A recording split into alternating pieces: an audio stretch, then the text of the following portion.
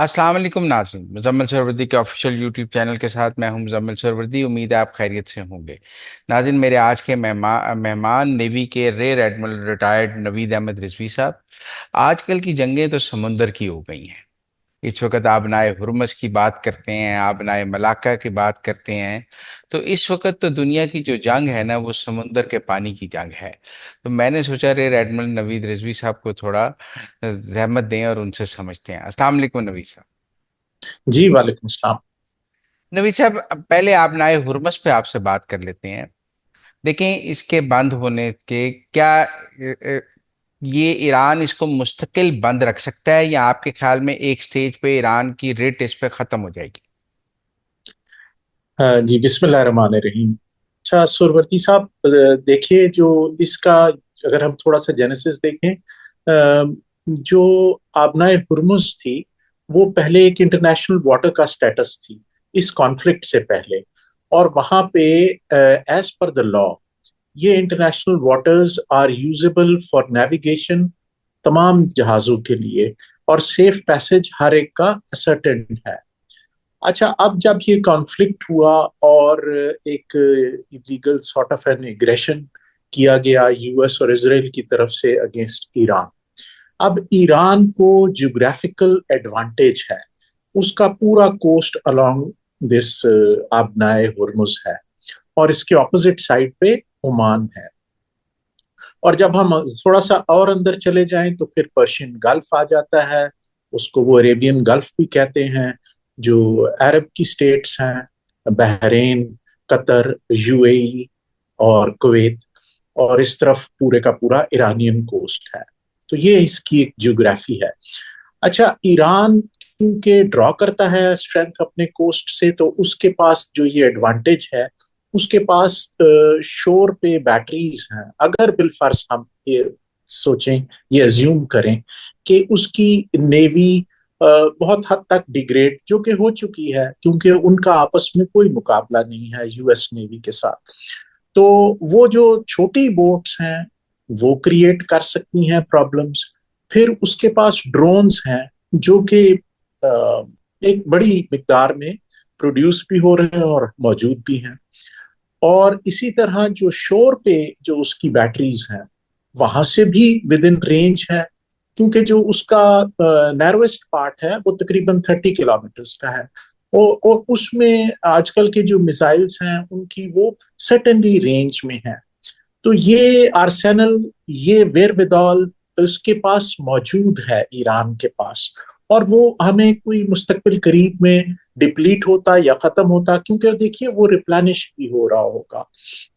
तो जो आपका बुनियादी सवाल है कि क्या ईरान इस पे मेरे ख्याल में ये ईरान के पास एक बहुत बड़ा लेवरेज है अगेंस्ट ये सारी की सारी वॉर। और वो इसको एक अच्छी मुद्दत के लिए इस्तेमाल कर सकता है और एक्सरसाइज कर सकता है अपना कंट्रोल।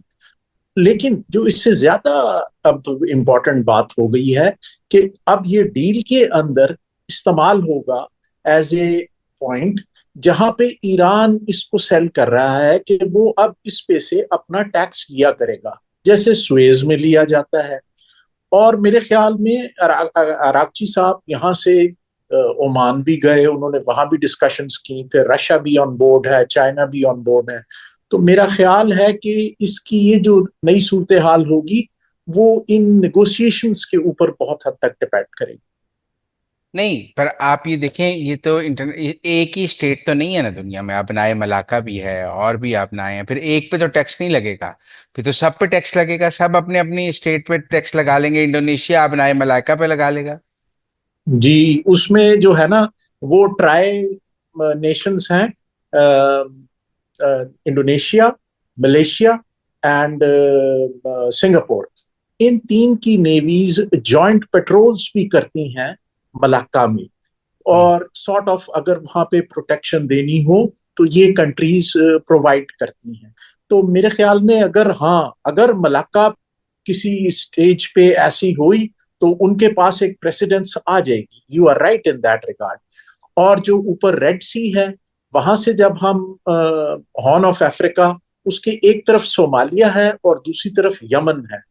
तो ये वाली भी जो जगह है, यहाँ पे भी आपको एक नैरो पार्ट है। और अगर ईरान हुतीस को इस तरह सपोर्ट करता है, वहां से सोमालीज पायरेट्स हैं, तो उसमें भी आपको, क्योंकि अनकॉल्ड, तो ये तो बहुत अरसा हम वहां पे, खुद मैं भी ये ड्यूटीज देता रहा हूँ कि वहां से हम कॉन्वॉयज को लेकर एस्कॉर्ट करते थे into the Red Sea and out of the Red Sea. तो वो अगेंस्ट पायरेसी है। तो फिर अगर किसी नेशन के साथ वहां पे हो जाता है, तो ये, यू आर राइट कि वो हो सकता है। लेकिन जैसे हम देखते हैं स्वेज में और पनामा में, वो तो जैसे इजिप्ट के पास अपनी आर्टिफिशियल वो कनाल है, इसी तरह पनामा एक कनाल है, मैनमेड। और उसके ऊपर वो कंट्रीज टैक्स लेती हैं, क्योंकि वो उनके थ्रू और उन्होंने उसमें इन्वेस्ट किया हुआ है।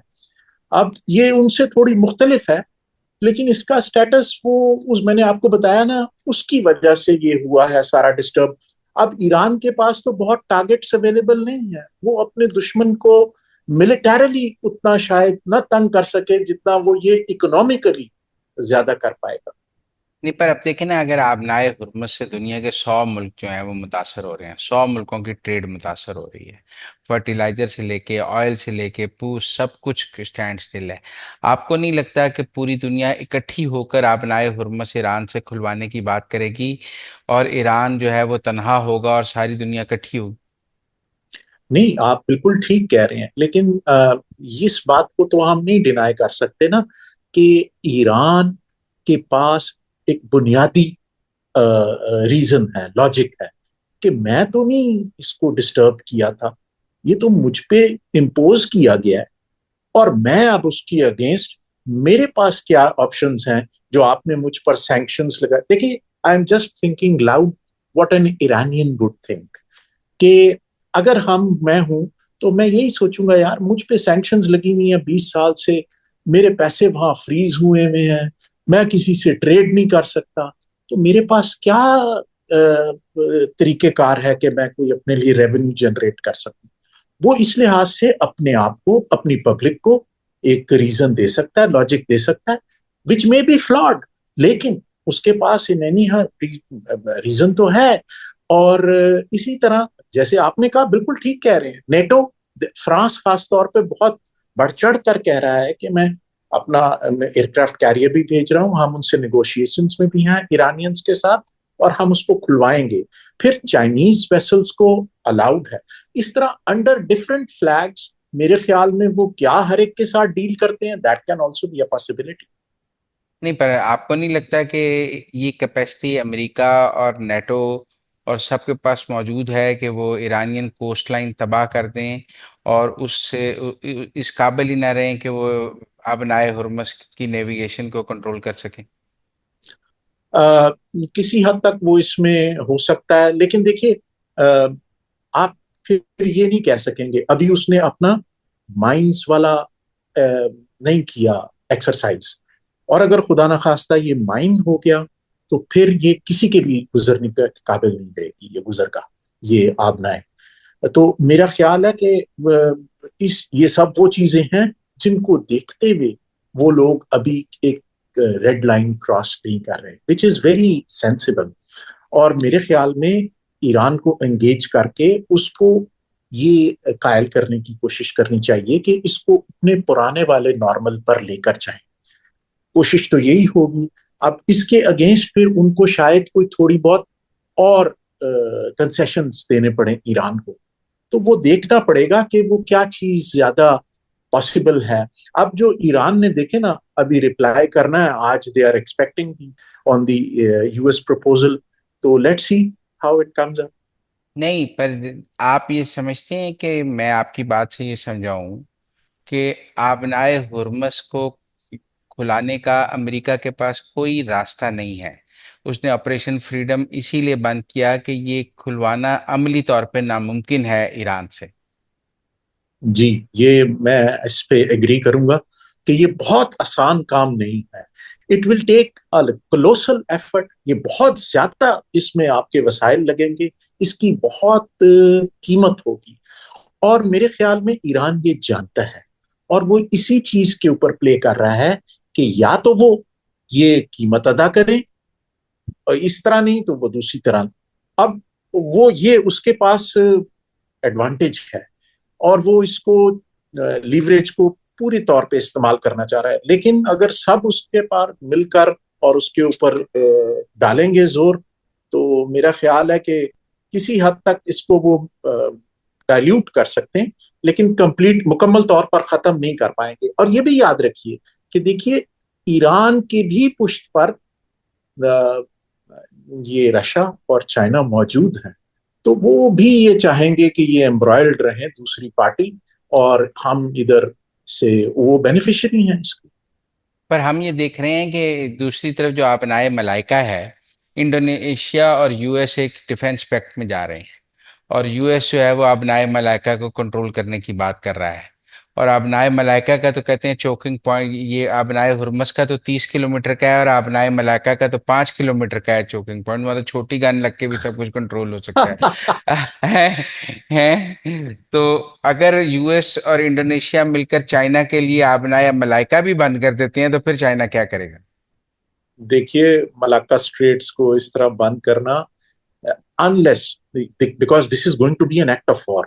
ये इतना आसान नहीं है ऐसा बच्चों का खेल के मैं कहूँ कि नहीं ये भी आपने बंद है वो भी बंद, ऐसे नहीं है। आप जब आप वहां पे आप किसी एक शिप के अगेंस्ट एक्शन अंडर लॉ है ना कोई लॉ ऑफ द सी है, जो यूएनएस, जो यूनाइटेड नेशंस का लॉ ऑफ द सी है, वो उसमें सर्टन लीगल उसके ऊपर बाइंडिंग्स हैं।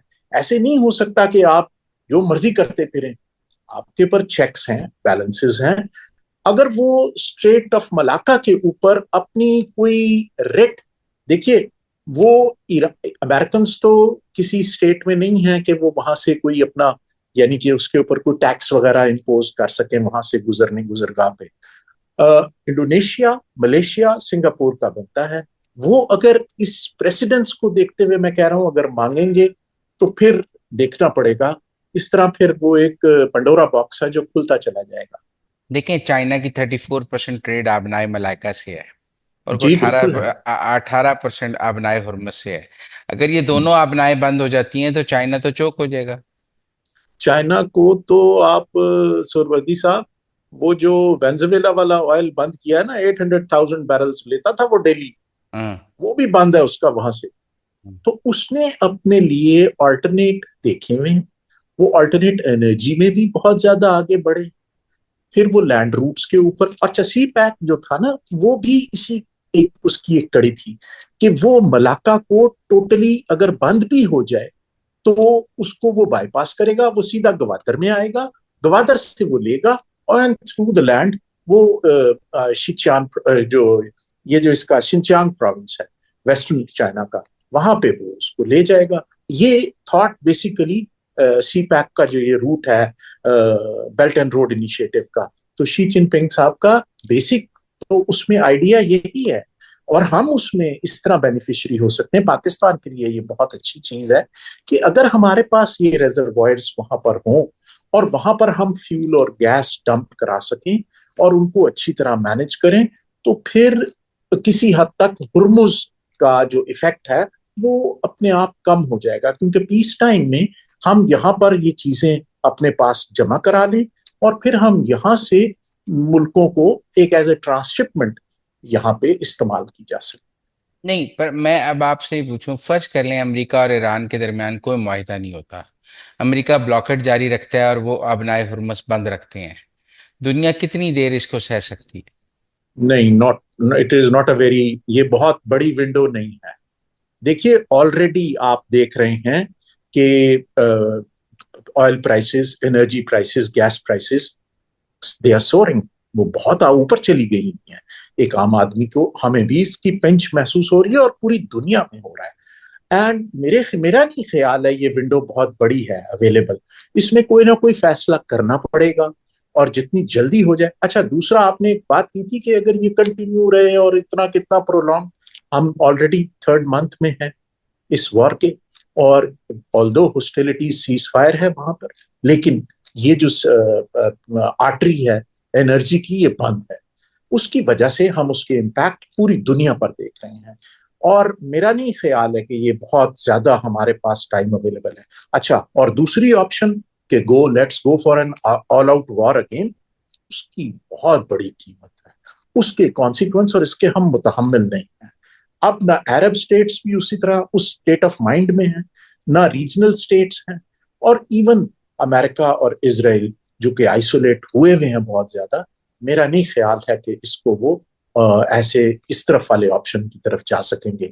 दे will have to find a solution on table, और इसका सोल्यूशन मेरे ख्याल में इंशाल्लाह ताला निकल आना चाहिए। नहीं, फिर तो आप ये कह रहे हैं कि Iran is in a better position to dictate United States. हाँ जी बिल्कुल। आप तो ये कह रहे हैं ना कि ईरान का पल्ला जी भारी है, जी और जी जी। ईरान का जो पल्ला भारी है, अमेरिका को ईरान की बात माननी पड़ेगी, ईरान को अमेरिका की बात मानने की जरूरत नहीं है। नहीं, ईरान को भी देखिए, इस तरह तो नहीं है, लेकिन जो मेन उसके पास लीवरेज है वो बहुत बड़ा है। अब ईरान के आप हम कंटिन्यूसली उनकी भी बातें तो सुन रहे हैं, कभी वो हैक्सत की तरफ से आ जाता है, कभी ट्रम्प साहब खुद कह देते हैं कि हम ये पूरा तबाह कर देंगे, ये उनका बहरी बेड़ा नेवी तबाह कर देंगे, एयरफोर्स वो उनके पास ऑलरेडी नहीं रही, ऑलरेडी सब खत्म हो चुकी हैं। देखिए, और उसके पास अपनी इस चीज को जैसे मैंने आपको एक्सप्लेन किया, अभी भी ये कैपेबिलिटी है और इंटेंट भी है और रिजॉल्व भी है आईआरजीसी के पास कि वो इधर इस चीज को एक लंबे अरसे के लिए बंद रख सकता है।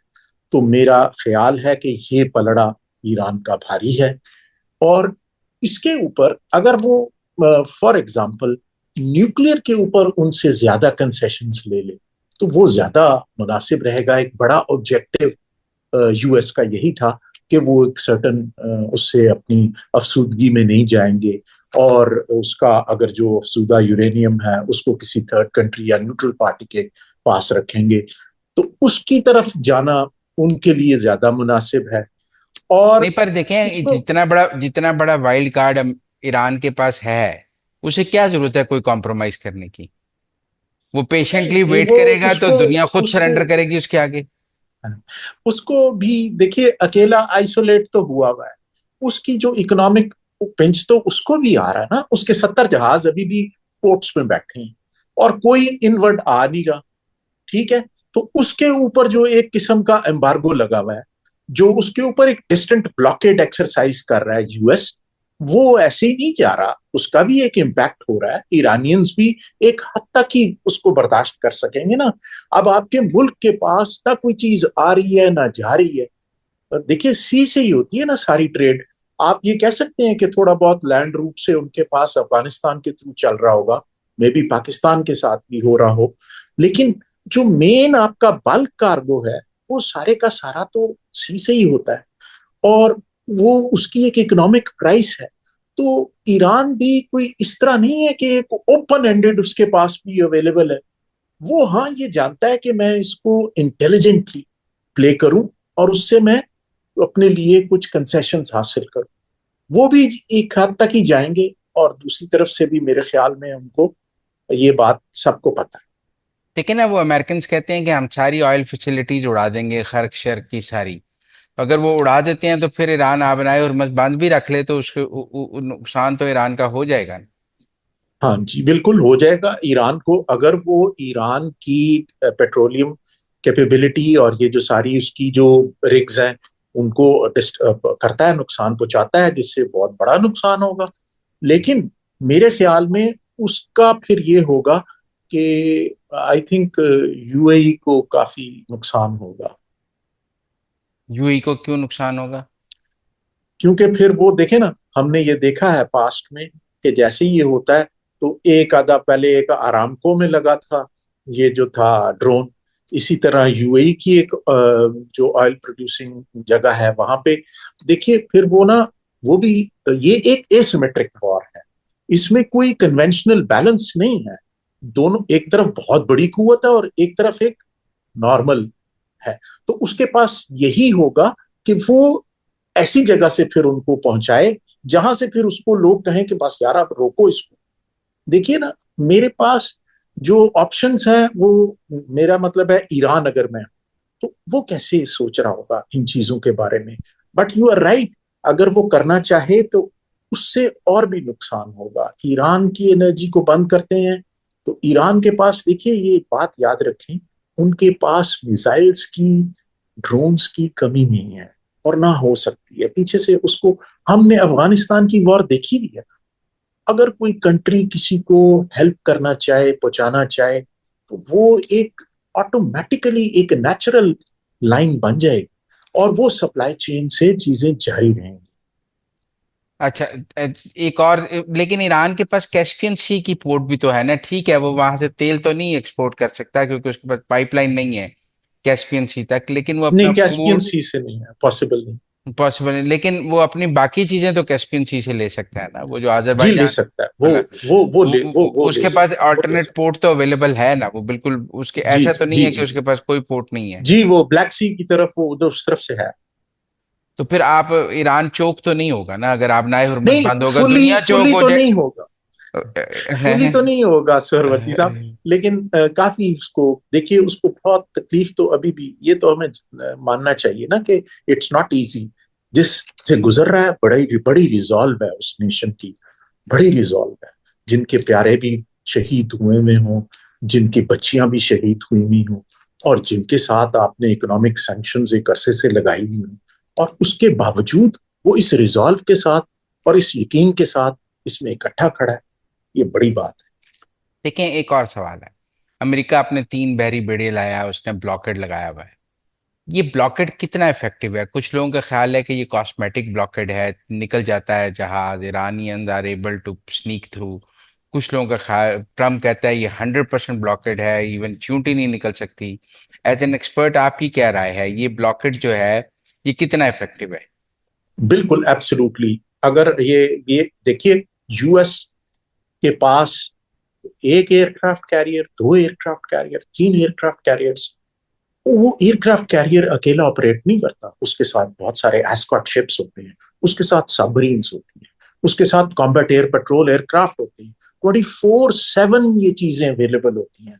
वहां से एक परिंदा भी नहीं निकल सकता, उनके हिसाब से वो उस पर एक्शन ले सकते हैं। ये तो अब टेक्नोलॉजी बहुत आगे जा चुकी है ना। तो अब ये ब्लॉकेड, हाँ मैंने आपसे यूज की थी टर्म डिस्टेंट ब्लॉकेड। एक होता है जो बिल्कुल ब्लॉकेड, आप उसके मुंह पे जाके खड़े हो जाए और वहां पे सारे कुछ चोक करते हैं। वो तो वो नहीं कर रहे क्योंकि वो करीब नहीं आना चाहते, इनके फायरिंग रेंज में नहीं आना चाहते, तो डिस्टेंट ब्लॉकेड है। वो बहेरा अरब में मौजूद हैं और वहां से वो एक्सरसाइज कर सकते हैं। और उनके पास ये पूरी कैपेबिलिटी है कि वो इसको फुल्ली 100% इसको इफेक्टिव कर सकते हैं, और वो कर रहे हैं। और मेरा नहीं ख्याल है, देखिए वो रूस का जो था ईरानियन शिप, वो जो जिसका पहले हमला पाकिस्तान के थ्रू गया है, अब वो शिप भी रिपेयर्स के लिए कराची आ रहा है। तो मैं वहां से वो किसी ईरानियन वेसल को नहीं जाने देंगे। और ये जो 1500 शिप आप नाए हुरमुज में फंसे हुए हैं, इसकी क्या पोजीशन, आप ये क्या शिप्स हैं? और इनके कहते हैं सेलर्स के पास खाना भी नहीं है, पीना भी नहीं है, ये 60 दिन से फंसे हुए हैं। व्हाट इज दिस, ये कहानी क्या है? ये देखिए, जब जहाज आते हैं ना, तो जहाजों के पास पोर्ट में जब जाते हैं, तो पोर्ट में अगर जब जहाज मौजूद है, जब वो कार्गो अपना रोल ऑफ कर रहा है या रोल ऑन कर रहा है, यानी कि जो कोई कार्गो ले रहा है या कार्गो उतार रहा है, वो उसका पीरियड वो रखते हैं कम। क्यों? क्योंकि उसके ऊपर जो पोर्ट चार्जेस है ना, वो बहुत ज्यादा पड़ रहे होते हैं। अब क्या होता है कि जब जहाज आ जाते हैं, जो वो बंदरगाह में नहीं जाते, वो बाहर जो एंकरेज एरिया है वहां पर एंकर करके वहां वेट कर रहे होते हैं। तो जब उनकी बारी आती है, वो अंदर जाते हैं और जल्दी से अपना काम कंप्लीट करके वापस बाहर आ जाते हैं और नेक्स्ट पोर्ट पे चले जाते हैं। तो अब ये बहुत सारे शिप्स, जिस वक्त ये कॉन्फ्लिक्ट स्टार्ट हुआ 28 फरवरी ऑनवर्ड्स, तो वो बहुत सारे जहाज वहां पर नॉर्मल अपना कार्गो ऑफलोड करने, सारे पोर्ट ऑपरेशंस तो चल रहे थे ना, तो उस हिसाब से वो वहां मौजूद थे। अब वो सारे जहाज जो हैं वो स्ट्रैंडेड हैं। देखिए उन कंपनीज, वो उनको इंश्योर्ड तो होते हैं, लेकिन फिर भी आप उनको, अब उनके पास एक गिवन अमाउंट का फ्रेश राशन अवेलेबल होता है। कोई लामतनाही तो नहीं है कि वहां पे दरख्त उगे हुए हैं और वो और खेत बने हुए हैं कि वो ला रहे हैं चीजें और पका रहे हैं। उनको फ्रेश प्रोविजंस पोर्ट से चाहिए, तो वो वहां से जाके वो लेते हैं। तो अब उनके पास ये रसद सामान ये सब कम होता चला जा रहा होगा। देखिए अब we are into I think 70-75 days. तो अब ये चीज उनके पास एक मुद्दत के लिए होती है, और इस पीरियड में नॉर्मली जहाजों का नेक्स्ट पोर्ट ऑफ कॉल आ जाता है। वहां से फिर फ्रेश प्रोविजंस ले लेते हैं और अपना खाना पीना चलता रहता है, जो जितना भी जहाज का क्रू हो उस जहाज के क्रू के लिए। तो ये बात बिल्कुल ठीक है कि वो जो बेचारे 1500 जहाज हैं वो स्ट्रैंडेड हैं, वो इनसाइड द अरेबियन गल्फ हैं या पर्शियन गल्फ कह लें, जो भी क्लेम कर रहे हैं, उसके अंदर वो मौजूद हैं मुख्तलिफ पोर्ट्स की बंदरगाह, एंकरेज एरियाज में। कुछ पोर्ट्स पे भी होंगे, और वहां से मेरे ख्याल में बोट्स आ रही होंगी और जा रही होंगी, और उनसे उनका कोई शिप शैंडलर्स होते हैं जो फिर उनको खाना वगैरह या सामान वगैरह पहुंचा रहे होते हैं थ्रू स्मॉलर बोट्स ऑल्सो। तो वो तो मिल सकता है, लेकिन फिर फ्रेश फ्रेश वाटर का भी इशू होता है। कुछ जहाजों के ऊपर तो रिवर्स ऑस्मोसिस के प्लांट्स लगे होते हैं, तो ये अपना फ्रेश पानी बना सकते हैं। ज्यादातर तो जो नए मर्चेंट शिप्स भी हैं उनके पर ये होगा, लेकिन अगर किसी के पास नहीं है तो वो उनकी विचारों की ज्यादा डायर स्टेट होगी, उनको फिर पानी भी मंगाना पड़ेगा। और जो अंदर वाले ममालिक हैं उनको आप जानते ही हैं, यूएई वगैरह का भी जो है, देखिए ये सी वाटर से नॉर्मली सारे के सारे बनाते हैं पानी। और वो वो तो इससे भी बड़ा एक मसला है अगर खुदा ना खास्ता, क्योंकि वो हैं पावर प्रोड्यूसर्स बेसिकली, जो बिजली बनाते हैं, और एज ए मॉनेटरी वो फिर उनके साथ उनका पानी बनता है, और वो पानी फिर जो है वो ड्रिंकिंग के अवेलेबल होता है। तो मेरे ख्याल में इन सारी चीजों को बहुत इफेक्ट हो रहा होगा। अच्छा देखें, ईरान का 90% तेल चाइना लेता है, जैसे वेनेजुएला से वो लेता था। हमने ये देखा है कि अब इस वक्त वो 90% तेल तो चाइना को नहीं मिल रहा है ना, ब्लॉकेट की वजह से चाइना जी का जी। नुकसान हो रहा है। लेकिन चाइना का चाइना नुकसान। लेकिन चाइना अपनी नेवी को एक्टिव नहीं करता, चाइना ब्लॉकेट खुलाने के लिए कुछ नहीं करता। या क्या चाइना के पास अपनी नेवी इतनी कमजोर है कि वो अमेरिकन नेवी का मुकाबला नहीं कर सकती? उनके पास कोई कैरियर्स नहीं है, वो इस ब्लॉकेट को तोड़ नहीं सकते हैं? या क्या है कि वो चुप करके अपना नुकसान बर्दाश्त करते जा रहे हैं? अब तो कह रहे हैं ना कि आप नाए मलाइका को भी अमेरिका टेक ओवर कर रहा है इंडोनेशिया के साथ, तो चाइना के तो सारे सी रूट्स अमेरिका ले जाएगा, तो चाइना क्या करेगा? अ, वो बिल्कुल इस बात से अवेयर हैं, पता है उन्हें। और मेरे ख्याल में उन्होंने एक लॉ पास किया है अपने उसमें, जो पीपल्स कांग्रेस क्या जो भी उनकी है वो, उसमें वो उन्होंने ये कहा है कि अगर कोई हमारे शिप के ऊपर करेगा तो फिर we will this will be considered as an act of war. मतलब वेसल के ऊपर बोर्डिंग अगर हो, या आप किसी वजह से जहाज को क्वारंटीन करना चाहें, तो मेरा नहीं ख्याल है कि US is in a position कि वो चाइनीज वेसल्स को रोकेगा, चैलेंज करेगा और उनको मोड़ सकेगा उनके डेस्टिनेशन से। तो चाइना को वैसे ईरान तो बिल्कुल तेल दे रहा होगा, और वो अंडर चाइनीज फ्लैग वहां से गुजर भी सकते हैं। जैसे ही अगर ऐसा कोई एक्शन होगा सी पे, तो फिर हम देखेंगे। मेरा नहीं ख्याल है कि Chinese will take it lying down बड़े आसानी से, यानी कि वो ले लें इसको। No, negative. मेरा ख्याल है फिर they will be heading for confrontation. नहीं, पर कहते हैं कि चाइना के पास कोई इतना बड़ा कैरियर ही नहीं है जितने अमेरिका के पास हैं चार। नहीं। इतने उन्होंने आज तक अपनी नेवी की कोई ऐसा डिस्प्ले किया ही नहीं है जिससे पावर नजर आए नेवी की उनकी। नहीं नहीं, आप अभी देखिए, मैं आपको बताऊं, हमने अल्हम्दुलिल्लाह अभी हम चाइना के साथ जो पहली सबमरीन हंगोर क्लास हमने ले ली है, और 8 टोटल सबमरीन्स हैं, जो 4 वहां बन रही हैं, 4 यहाँ। ये डेरिवेटिव है चाइनीज युआन क्लास 039 अल्फा का। इसी तरह there are a number of submarines. ऐसा नहीं है कि उसका कोई छोटा फ्लीट है, उसका बहुत बड़ा फ्लीट है। और मैं आपको और बताता चलूं, मैं 3 साल रहा हूं वैसे चाइना में, मैं आपको ये बताता जाऊं कि चाइना की philosophy is a different philosophy. They go in bulk. देखिए वो, और वो बहुत ठंडे दिमाग के लोग हैं और बहुत मेहनती लोग हैं। आपने देखी हो कि उन्होंने 300 साल में ग्रेट वॉल बनाई। That speaks volumes about the nature of that people. आप ये याद रखें। ये बड़ी पुरानी पुरानी, आप मुझसे बेहतर जानते हैं, तारीख है। और वो ऐसे नहीं होगा कि उनके पास कैरियर है मौजूद, उनके पास शिप्स भी मौजूद हैं, उनके पास सबमरीन्स भी मौजूद हैं, और न्यूक्लियर सबमरीन्स भी मौजूद हैं। उनके पास ना अपना वो निकाले बगैर वहां से इस हद तक उनके पास सैटेलाइट इमेजरी है, उनके पास और टेक्निक्स हैं, उनके पास बहुत बेहतर टेक्नोलॉजी है। जो हम समझ रहे थे ना कि उनके पास गैप है, वो वो बहुत वो कहते हैं कि ना पंजाबी में पुलिखा है, वो बहुत आगे निकल चुके हैं। और मेरा ख्याल है कि ये अमेरिका जानता है, मे भी सुपरियॉरिटी और उसकी एज इन टेक्नोलॉजी निश टेक्नोलॉजीज हो, लेकिन वो it's not an easy task. मतलब ऐसे नहीं वो कर पाएगा, जैसे वो कोई छोटा मुल्क नहीं है।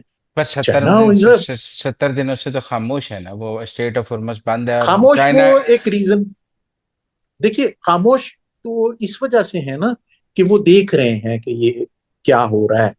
अच्छा, मैंने आपसे पहले भी एक टर्म यूज की कि वो बेनिफिशियरी है।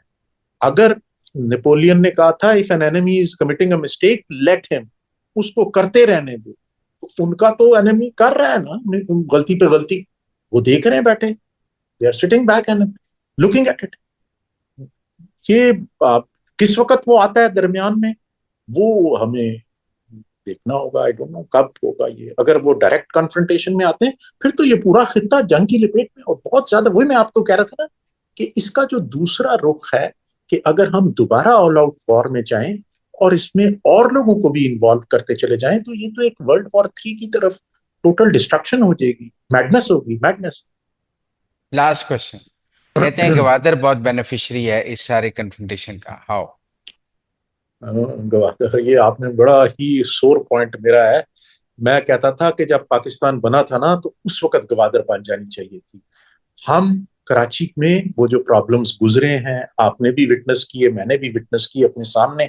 कराची को तबाह होते देखा है और दुबई को ऊपर उठते देखा है। तो गवादर के लिए भी इसी तरह बहुत सारे जो है ना फैक्टर्स हैं, जो लोग हैं जो वहां को बनने नहीं देना चाहते। Gwadar is a beautiful port. It is the seaward limit of BRI, और ये इंतहाई इंपॉर्टेंट है। और पाकिस्तान के लिए मैं बताऊं आपको, इसकी इतनी ज्यादा इसकी वायबिलिटी है। हमें इसको, मैं कह रहा हूं ना, जब पाकिस्तान बना था हमारी गवादर पोर्ट ऑपरेशनल होनी चाहिए थी। ये दो पोर्ट्स होती कराची और गवादर, तो हमारा सारा डिवाइड हो जाता है ये इफेक्ट।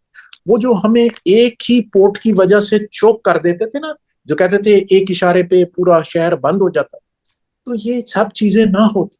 हमें तो एक सिंपल सी बात है, अकल की बात है, हमारे पास ज्यादा पोर्ट्स होनी चाहिए। So Gwadar provide that natural harbour.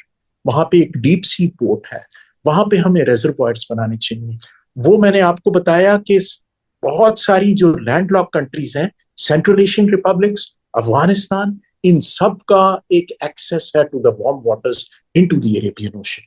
और इसका बेनिफिशियरी सर्टेनली पाकिस्तान होगा, क्योंकि पाकिस्तान ओन करता है गवादर को। और गवादर अगर हो जाता है, लोगों के पास बेपनाह रोजगार आता है, और बहुत ही विन विन सिचुएशन है for all. Thank you very much Naveed Rizvi Sahab, हमारे साथ बात करने का। It was pleasure talking to you, thank you.